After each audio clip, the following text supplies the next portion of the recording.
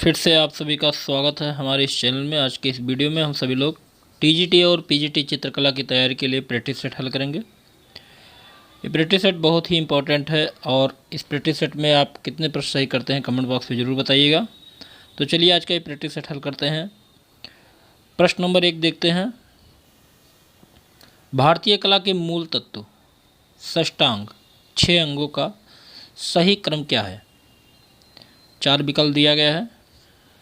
तो यहाँ पे सही विकल्प जो होगा ऑप्शन सी। जितने लोगों ने ऑप्शन सी जवाब दिया बिल्कुल सही है। रूप, भेद, प्रमाण, भाव, लावण्य, योजनम, सदृशता और वणिका भंग, ये भारतीय कला के मूल तत्व षष्टांग का सही क्रम है। अगला प्रश्न देखते हैं। प्रश्न नंबर 2। कला की पारिभाषिक शब्दावली में निरंतर गतिशील बिंदु के प्रयोग को के रूप में स्वीकारा जाता है। तो बताइए रिक्त स्थान पे क्या पूर्ति किया जाएगा?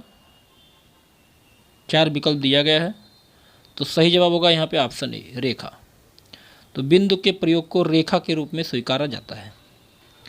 अगला प्रश्न है प्रश्न नंबर 3। किसी वस्तु को स्पर्श करने या देखने से उसकी सतह के बारे में जो अनुभव होता है उसे क्या कहा जाता है? तो उसे कहा जाता है पोत। ऑप्शन सी यहाँ पे सही होगा। अगला प्रश्न है। ताज़ा चूने के प्लास्टर पर म्यूरल पेंटिंग की जिस तकनीक को निष्पादित किया जाता है वह क्या कहलाती है? तो उसको कहते हैं फ्रेस्को। ऑप्शन ए यहाँ पे जितने लोगों ने जवाब दिया बिल्कुल सही है, फ्रेस्को। अगला प्रश्न है प्रश्न नंबर 5। मुलायम, कठोर, चिकना, रूखा, अपरिष्कृत किसके उदाहरण हैं? तो ये पोत के उदाहरण है। ऑप्शन बी यहाँ पे सही होगा। अगला प्रश्न देखते हैं। सीधी, घुमावदार, जिगजैग, बिकड़, क्षितिजीय आदि सभी शब्द किस तत्व को वर्णित करते हैं? सही जवाब होगा ऑप्शन बी, रेखा। अगला प्रश्न देखते हैं। काले व सफ़ेद रंग को किस रूप में स्वीकारा जाता है? काले व सफ़ेद रंग को तटस्थ रंग के रूप में स्वीकारा जाता है। ऑप्शन ए यहाँ पे सही होगा। अगला प्रश्न है। वह सपाट स्थान जिस पर चित्रांकन किया जाता है उसे क्या कहते हैं? तो उसको कहा जाता है अंतराल। ऑप्शन बी यहाँ पे सही होगा। अगला प्रश्न देखते हैं। प्रश्न नंबर 9।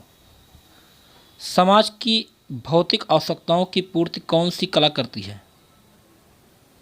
तो समाज की भौतिक आवश्यकताओं की पूर्ति जो कला करती है उस कला का नाम होता है उपयोगी कला। ऑप्शन सी यहाँ पे सही होगा। अगला प्रश्न है। गढ़ी कलाकार परिसर कहाँ स्थित है? सही जवाब होगा यहाँ पे ऑप्शन सी, नई दिल्ली। अगला प्रश्न है। पेस्टल रंगों के अस्थायित्व प्रयोग किए जाने वाले तरल को किस नाम से जानते हैं? तो पेस्टल रंगों के अस्थायित्व हेतु प्रयोग किए जाने वाले तरल राम को जानते हैं फिक्सेटिव।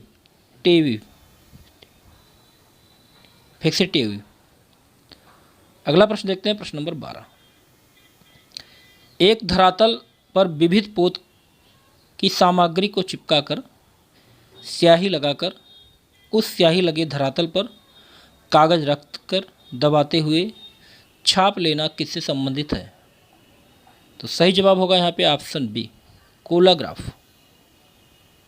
अगला प्रश्न देखते हैं। प्रश्न नंबर 13। लिनोकट की प्रक्रिया का सही अनुक्रम क्या है? लिनोकट की प्रक्रिया का सही अनुक्रम क्या है? तो यहाँ पे सही जवाब होगा option C, drawing, carving, inking और प्रिंटिंग। ये लिनोकट प्रक्रिया का सही अनुक्रम है। पहले ड्राइंग, कार्विंग, इंकिंग और फिर प्रिंटिंग। अगला प्रश्न है प्रश्न नंबर 14। स्याही को रगड़कर पोंछने की प्रक्रिया प्रयुक्त की जाती है। तो स्याही को रगड़कर पोंछने की प्रक्रिया को प्रिंट मेकिंग कहा जाता है। ऑप्शन डी यहाँ पे सही होगा। अगला प्रश्न है। कला शब्द का प्रथम प्रयोग किस में हुआ? कला शब्द का प्रथम प्रयोग नाट्यशास्त्र में हुआ था? ऑप्शन ए यहाँ पे सही होगा। अगला प्रश्न है प्रश्न नंबर 16। प्रागैतिहासिक चित्र देखे जा सकते हैं। तो प्रागैतिहासिक चित्र लखुनिया, भीमबेटका और पंचमढ़ी में देखे जा सकते हैं। यहाँ सही जवाब होगा ऑप्शन डी। अगला प्रश्न है प्रश्न नंबर 17। सोमेश्वर द्वारा रचित ग्रंथ का नाम क्या है? तो सोमेश्वर द्वारा रचित ग्रंथ का नाम है मनोल्लास। ऑप्शन डी यहाँ पे सही होगा। अगला प्रश्न है विष्णु धर्मोत्तर पुराण का चित्रसूत्र कितने अध्याय में विभक्त है? तो विष्णु धर्मोत्तर पुराण का चित्रसूत्र 9 अध्याय में विभक्त है। ऑप्शन सी यहाँ पे सही होगा।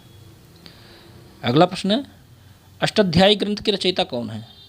बताइए अष्टाध्यायी ग्रंथ के रचयिता कौन है? सही जवाब होगा ऑप्शन ए, पाणिनि। अगला प्रश्न है कौन सी रेखाएं व्याकुल मना स्थित की प्रतीक हैं? तो कड़वत रेखाएं जो हैं व्याकुल मना स्थिति की प्रतीक हैं। ऑप्शन डी यहाँ पे सही होगा।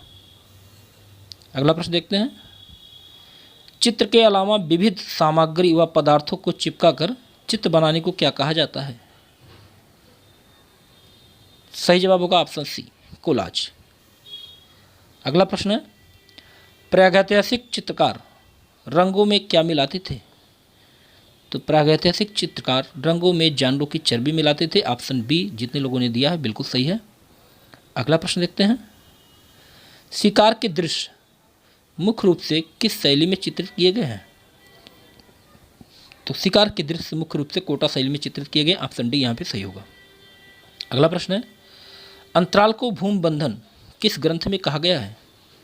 तो अंतराल को भूमि बंधन साम्रांगण सूत्रधार में कहा गया है। ऑप्शन सी यहाँ पे सही होगा। अगला प्रश्न है टेम्परा रंग विधि का प्रभाव कहाँ पर होता है? तो टेम्परा रंग विधि का प्रभाव जो होता है अपारदर्शी होता है। ऑप्शन बी यहाँ पे सही होगा। अगला प्रश्न है प्रश्न नंबर 26। मिट्टी के बर्तनों का आविष्कार किस काल में हुआ? मिट्टी के बर्तनों का आविष्कार नवपाषाण काल में हुआ। ऑप्शन डी यहाँ पे सही होगा। अगला प्रश्न है खिलौने की तरह पशु पक्षियों का चित्रण किस शैली में हुआ है? सही जवाब होगा ऑप्शन सी, अभ्रंश। अगला प्रश्न है एलोरा में कितने गुफा मंदिर हैं? एलोरा में कितनी गुफा मंदिर हैं? सही जवाब होगा ऑप्शन बी, 34। अगला प्रश्न है प्रश्न नंबर 29। ताड़पत्र पर अंकित अंगसूत्र किस शैली से संबंधित है? सही जवाब होगा ऑप्शन बी, अभ्रंश। अगला प्रश्न है प्रश्न नंबर 30। कलानाम प्रवरम चित्रम श्लोक किस ग्रंथ का है? सही जवाब होगा यहाँ पे ऑप्शन डी, विष्णु धर्मोत्तर पुराण।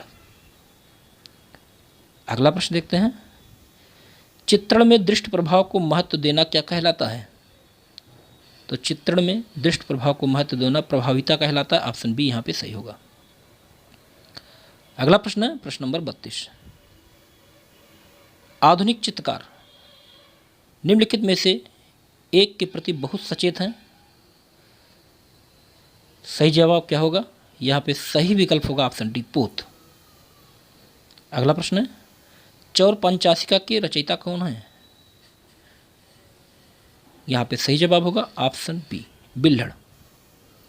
अगला प्रश्न है राग रागनियों का अंकन किस शैली में सर्वाधिक हुआ है? राग रागनियों का अंकन राजस्थानी शैली में सबसे अधिक हुआ है। ऑप्शन सी यहाँ पे सही होगा।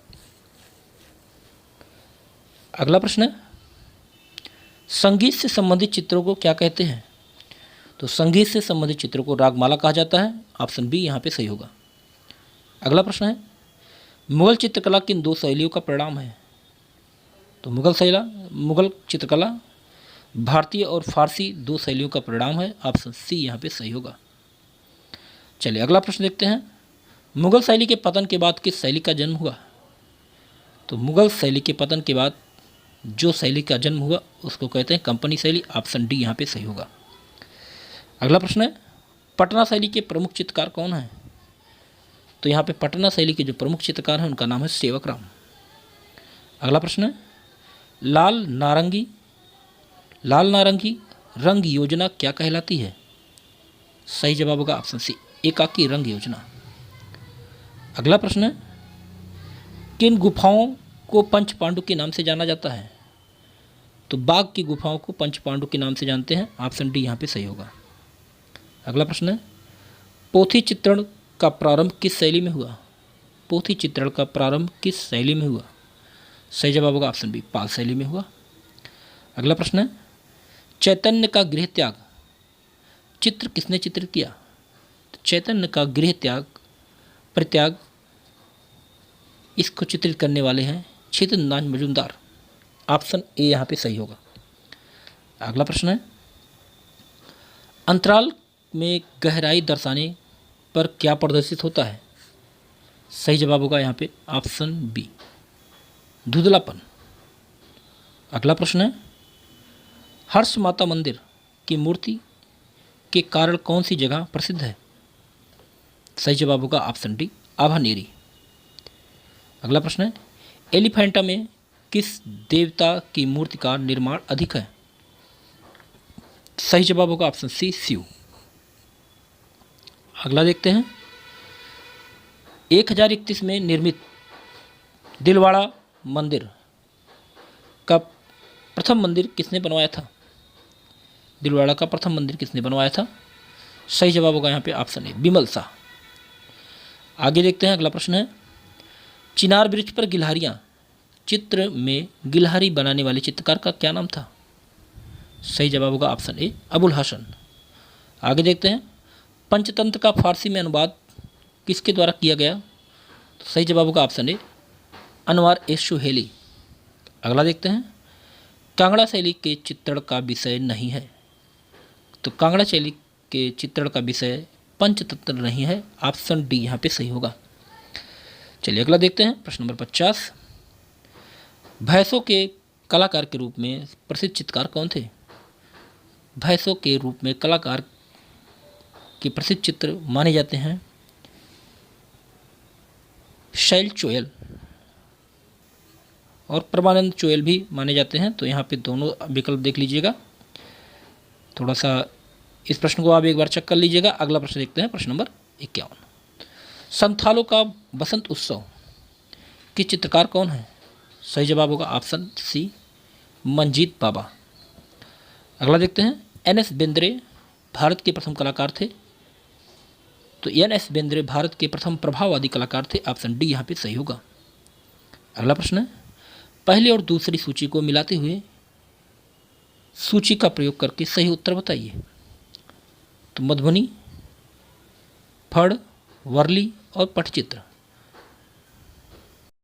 मिलान करते हैं, मधुबनी बिहार का है, फड़ राजस्थान से संबंधित है, वर्ली महाराष्ट्र से और पटचित्र उड़ीसा से है। तो इस तरह से अगर देखें कौन सा विकल्प है, तो 4, 1, 3, 2। तो विकल्प में चौथा विकल्प सही होगा, 4, 1, 3, 2। अगला देखते हैं, सारनाथ का सिंह स्तंभ, सारनाथ का सिंह स्तंभ किसके शासनकाल में निर्मित हुआ? सही जवाब होगा यहाँ पे ऑप्शन ए, अशोक। अगला प्रश्न है, चामर गिरड़ी शिल्प है, चामर गिरड़ी जो शिल्प है वो मौर्यकालीन है, ऑप्शन सी यहाँ पे सही होगा। अगला प्रश्न है, प्रश्न नंबर 56, पुरातात्विक स्थल लोथल कहाँ स्थित है? पुरातात्विक स्थल लोथल जो है गुजरात में स्थित है, ऑप्शन सी यहाँ पे सही होगा। अगला प्रश्न है, हमजनामा के चित्र किस धरातल पर बनाए जाते हैं? हमजनामा के चित्र का जो धरातल है वो कागज है, ऑप्शन सी यहाँ पे सही होगा। अगला प्रश्न है, कुंडल चित्र किस देश से में बनाए गए? कुंडल चित्र, तो कुंडल चित्र बनाए गए चीन, जापान और भारत, ऑप्शन सी यहाँ पे सही होगा। अगला प्रश्न है, शयन मुद्रा में सर्वाधिक मूर्तियाँ किसकी मिलती हैं? शयन मुद्रा में सबसे अधिक मूर्तियाँ विष्णु की मिलती हैं, ऑप्शन ए यहाँ पे सही होगा। अगला प्रश्न है, निम्नलिखित में से महिला कलाकार को पहचानिए। तो यहाँ पे महिला कलाकार हैं गोगी सरोजपाल।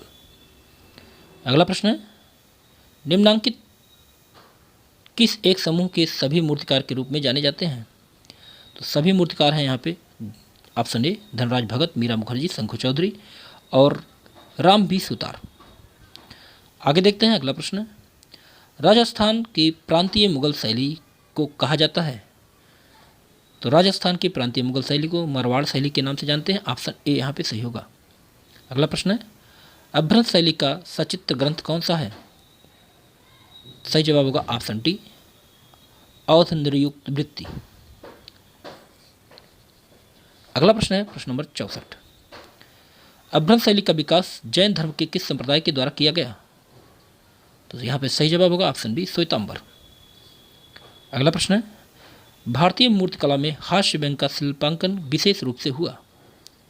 सही जवाब होगा ऑप्शन बी, भरहुत में। अगला प्रश्न है, मथुरा मूर्ति शिल्प मुख्यतः किस प्रस्तर से बनाए गए? सही जवाब यहाँ पे होगा ऑप्शन ए, लाल बलुआ पत्थर से। अगला प्रश्न है, सहस्त्रबाहु मंदिर समूह किस संभाग में स्थित है? तो सहस्त्रबाहु मंदिर समूह उदयपुर संभाग में स्थित है। ऑप्शन ए यहाँ पे सही होगा। अगला प्रश्न है, बुद्ध के पूर्व जन्म हेतु किस शब्द का प्रयोग किया जाता है? तो बुद्ध के जन्म पूर्व जन्म हेतु जातक का प्रयोग किया जाता है। ऑप्शन बी यहाँ पे सही होगा। आगे देखते हैं अगला प्रश्न है, कुषाण राजवंश अपने चरमोत्कर्ष पर किसके शासनकाल में आया? सही जवाब होगा ऑप्शन सी, कनिष्क के शासनकाल में कुषाण राजवंश अपने चरमोत्कर्ष पर था। आगे देखते हैं, सांची में प्रदर्शित कला व शिल्प किस धर्म से संबंधित है? सही जवाब होगा ऑप्शन सी, बौद्ध धर्म। आगे देखते हैं अगला प्रश्न है, चंद्रगुप्त विक्रमादित्य द्वारा बनाई गई लाट किस माध्यम की बनी है? सही जवाब होगा ऑप्शन सी, लौह। आगे देखते हैं, अमरावती का स्तूप आंध्र प्रदेश के किस नदी के किनारे स्थित है? ऑप्शन बी यहाँ पे सही होगा, कृष्णा नदी के किनारे स्थित है। आगे देखते हैं, एलिफेंटा जिस टापू पर स्थित है उसे किस नाम से जानते हैं? तो उसे धारापुरी के नाम से जाना जाता है। ऑप्शन ए यहाँ पे सही होगा। आगे देखते हैं, आमेर किला जयपुर में कौन सा भव्य मंदिर तोरण द्वार तथा गरुड़ छतरी के लिए प्रसिद्ध है? सही जवाब होगा ऑप्शन सी, जगत शिरोमणि मंदिर। अगला प्रश्न है प्रश्न नंबर 75।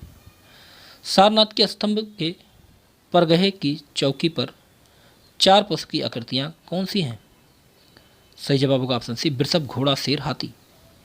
अगला प्रश्न है, वह कौन से कलाकार हैं जिन्हें उनके वास्तविक नाम की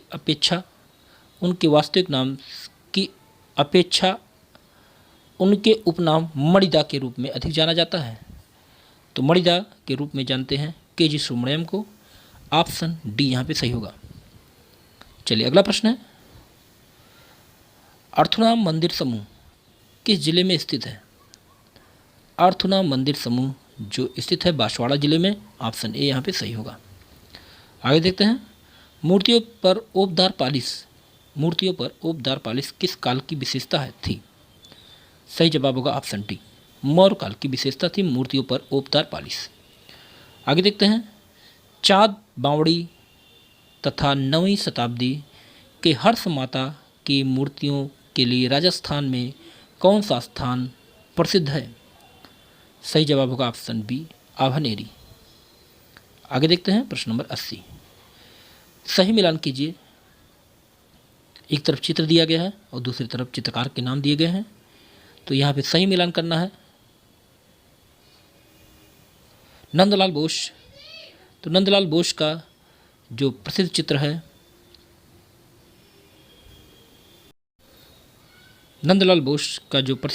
वो भीष्म है। अमृता शेरगिल का प्रसिद्ध चित्र है पहाड़ी स्त्रियाँ। राजा रवि वर्मा का चित्र है उषा अनिरुद्ध।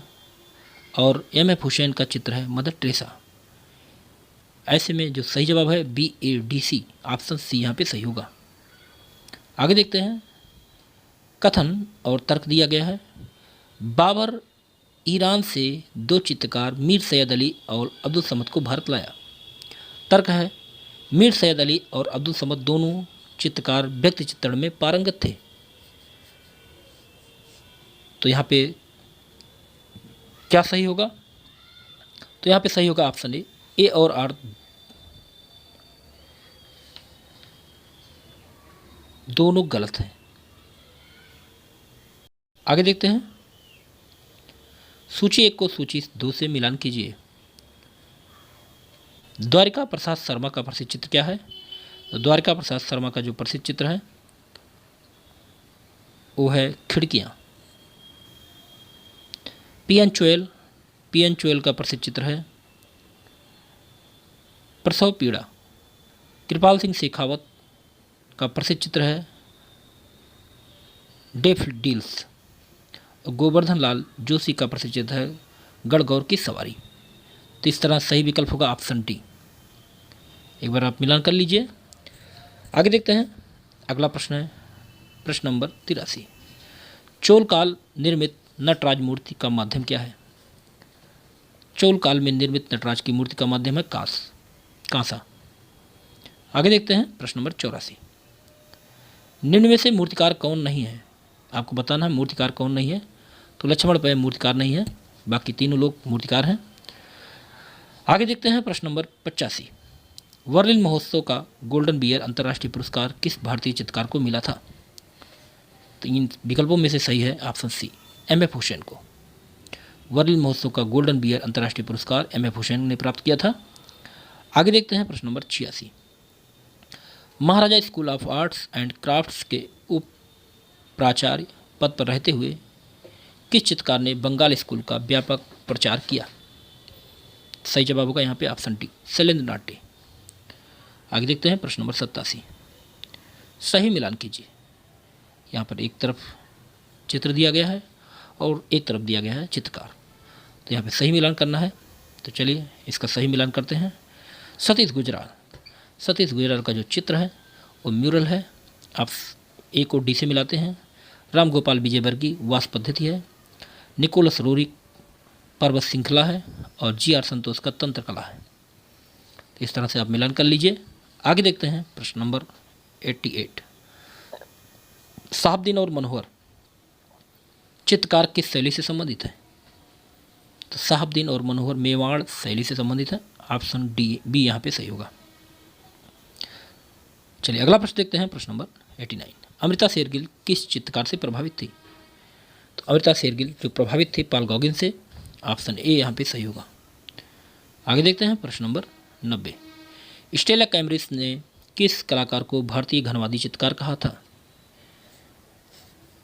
सही जवाब होगा यहाँ पे ऑप्शन ए, गंगेन्द्र नाथ टैगोर को स्टेला कैम्ब्रिज ने भारतीय घनवादी चित्रकार कहा था। अगला प्रश्न है प्रश्न नंबर 91। बंगाल स्कूल को विस्तार देने में किस कलाकार का योगदान नहीं था? तो बंगाल स्कूल को विस्तार देने में नंदलाल बोस थे, डी.पी. राय चौधरी थे, शरद चंद्र वकील थे, लेकिन राजा रवि वर्मा नहीं थे। ऑप्शन डी यहाँ पे सही होगा। आगे देखते हैं प्रश्न नंबर 92। सन 2010 में राजस्थान के किस मूर्तिकार को पद्म श्री से नवाजा गया? सही जवाब होगा ऑप्शन सी, अर्जुन प्रजापति। आगे देखते हैं प्रश्न नंबर 93। अमरनाथ सहगल को किस रूप में पहचाना जाता है? अमरनाथ सहगल को मूर्तिकार के रूप में पहचाना जाता है। ऑप्शन ए यहाँ पे सही होगा। अगला प्रश्न है अनीश कपूर कौन थे? अनीश कपूर कौन थे? तो ब्रिटिश भारतीय मूर्तिकार हैं। ऑप्शन ए यहाँ पे सही होगा। आगे देखते हैं प्रश्न नंबर 95। मूर्तिकला से उत्पन्न एक प्रयोगात्मक कला क्या है? सही जवाब होगा ऑप्शन सी, संस्थापन कला। आगे देखते हैं अगला प्रश्न है उस कलाकार का नाम बताइए जो प्रसिद्ध वास्तुकार भी है। सही जवाब होगा option C, Satish Gujral.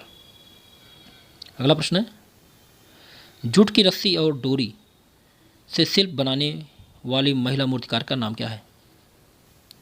Option A सही होगा, मृणाली मुखर्जी। अगला प्रश्न है गुलाबी रंग का संबंध किससे है? पिंक पीरियड, पिंक काल, गुलाबी काल का संबंध किससे है? सही जवाब यहाँ पे होगा ऑप्शन बी, पिकासो से। अगला देखते हैं बैले नृत्य को चित्रित किसने किया? तो बैले नृत्य को चित्रित करने वाले देगा थे। ऑप्शन डी यहाँ पे सही होगा। अगला प्रश्न है सर्वप्रथम किस स्थान से पाषाणकालीन औजार मिले? तो पल्लावरम नामक स्थान से पाषाणकालीन औजार मिले। यहाँ पे ऑप्शन सी सही होगा। अगला प्रश्न है निम्न में ताड़पत्री ग्रंथ कौन सा है? ताड़पत्री ग्रंथ जो है वो नेमिनाथ चरित है। ऑप्शन डी यहाँ पे सही होगा। अगला प्रश्न है प्रश्न नंबर 102, कामसूत्र के रचयिता कौन थे? कामसूत्र के रचयिता हैं वात्सायन मुनि। ऑप्शन डी यहाँ पे सही होगा। अगला प्रश्न है, देवकीनंदन शर्मा की कर्मभूमि क्या थी? तो देवकीनंदन शर्मा की कर्मभूमि वनस्थली विद्यापीठ थी। यहाँ पे ऑप्शन बी सही होगा। अगला प्रश्न है, महेंद्र कुमार शर्मा सुमहेंद्र क्या थे? तो सुमहेंद्र जो थे वो चित्रकार और मूर्तिकार के रूप में पहचाने गए। ऑप्शन डी यहाँ पे सही होगा। अगला प्रश्न है प्रश्न नंबर 105, वरिष्ठता के आधार पर सही क्रम क्या है? तो वरिष्ठता के आधार पर सही क्रम अगर देखा जाए तो सबसे पहले M.F. हुसैन, फिर S.H. रजा, फिर सतीश गुजराल। ऑप्शन सी यहाँ पे सही होगा। अगला प्रश्न है, भट्टनायक का रस निष्पत्ति से संबंधित दृष्टिकोण कहलाता है? सही जवाब होगा ऑप्शन सी, भुक्तिवाद। आगे देखते हैं। अगला प्रश्न है, नौवां रस किस भारतीय सौंदर्य शास्त्र ने सम्मिलित किया? तो नौवां रस भारतीय सौंदर्य शास्त्र अभिनव गुप्त ने सम्मिलित किया। ऑप्शन ए यहाँ पे सही होगा। अगला प्रश्न है, आलंबन और उद्दीपन किसके प्रकार हैं? सही जवाब यहाँ पे होगा ऑप्शन बी, विभाव। आलंबन विभाव और उद्दीपन विभाव, ये विभाव के दो भेद होते हैं। अगला देखते हैं, कुल संचारी भाव की संख्या कितनी होती है? तो संचारी भाव की संख्या होती है 33। ऑप्शन सी यहाँ पे सही होगा। आगे देखते हैं, कोलाज का प्रारंभ हुआ तो घनवाद से कोलाज का प्रारंभ हुआ। ऑप्शन डी यहाँ पे सही होगा। अगला प्रश्न है, भरत मुनि द्वारा लिखित महत्वपूर्ण रचना कौन सी है? तो भरत मुनि द्वारा लिखित महत्वपूर्ण रचना नाट्यशास्त्र है। ऑप्शन ए सही होगा। अगला देखते हैं, विष्णु धर्मोत्तर पुराण का चित्रसूत्र कितने अध्यायों में विभक्त है? विष्णु धर्मोत्तर पुराण का चित्रसूत्र 9 अध्यायों में विभक्त है। ऑप्शन सी यहाँ पे सही होगा। अगला प्रश्न है, नग्नजीत द्वारा रचित ग्रंथ कौन सा है? तो नग्नजीत द्वारा रचित ग्रंथ चित्तलक्षण है। ऑप्शन ए यहाँ पे सही होगा। आगे देखते हैं प्रश्न नंबर 114, सही मिलान करें।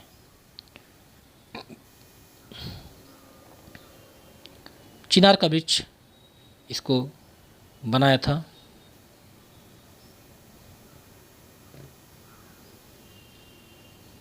माने ने। ओलंपिया इसको बनाया चिनार का वृक्ष मोने ने, और ओलंपिया माने। बेलिल परिवार देगा और स्नान रेमबरा। इस तरह से मिलान कर लीजिए। आगे देखते हैं। अगला प्रश्न है, कथन और तर्क का। कथन है, पालगोंग ने वुडकट और एचिंग दोनों किए। पालगोंग ने वुडकट और एचिंग दोनों किए। तर्क है, लेकिन पालगोंग एक चित्रकार थे और प्रिंट मेकिंग का अभ्यास भी किया। सही जवाब यहाँ पे क्या होगा? तो सही जवाब होगा ऑप्शन सी, ए और आर दोनों सही है। पालगोंगी वुडकट और एचिंग दोनों करते थे, लेकिन पालगोंग एक चित्रकार थे और प्रिंट मेकिंग का अभ्यास भी करते थे। आगे देखते हैं, सही मिलान करना है। सही मिलान करें। वांगो का जो चित्र है वो पियानो वादन का अभ्यास, ए को तीसरे से मिलाएंगे। इसके बाद मातिस का चंद्रमा व पृथ्वी। पिकासो 3 नर्तक, और गोंग का जो चित्र है वो दुख है। आगे देखते हैं प्रश्न नंबर 117, सूची 1 को सूची 2 से मिलान करना है। सूची 1 को सूची 2 से मिलान करते हैं। अनुबंध, विश्वास, प्रशिक्षण, कौशल, अनुदेशन, ज्ञान और प्रतिपादन व्यवहार। इस तरह से जो सही विकल्प होगा ऑप्शन बी सही होगा। आगे देखते हैं, सही मिलान करें।